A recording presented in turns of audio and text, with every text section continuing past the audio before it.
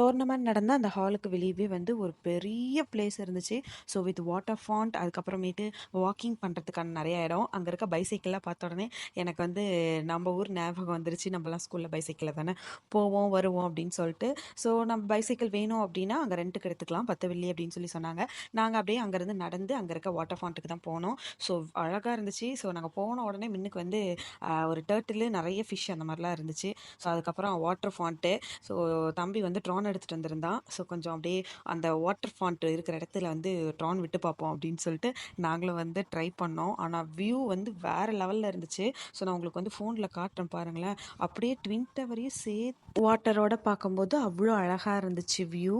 So உங்களுக்கு நான் ஃபோனில் இப்போதைக்கு காட்டுறேன். ஆனால் இதோட வீடியோவை நான் இன்னொரு ஷார்ட்டாக அப்லோட் பண்ணுறேன். பாருங்களேன், அந்த வியூ செம்ம ஃபீலிங்கில் இருந்துச்சு. சரி நம்ம வாட்டர் ஃபாண்ட்லேயே போய் பக்கத்துலேயே எடுப்போம் அப்படின்னு சொல்லிட்டு பெரிய க்யூவில் நின்று டிக்கெட் கவுண்டருக்குலாம் போயிட்டோம்.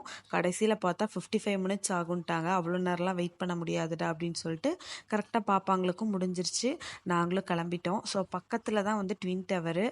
நைட் வியூ, நைட் லைட் செட்டிங்கில் வந்து கேஎல் சிட்டி வேறு லெவலில் தான் இருந்துச்சு. ஆனால் இருக்கிற ஜாமில் வந்து மாட்டி அதிலே நம்ம பாதி இதாகிடுவோம். ஆனால் வந்து லைட் வியூவோட நல்லா இருந்துச்சு.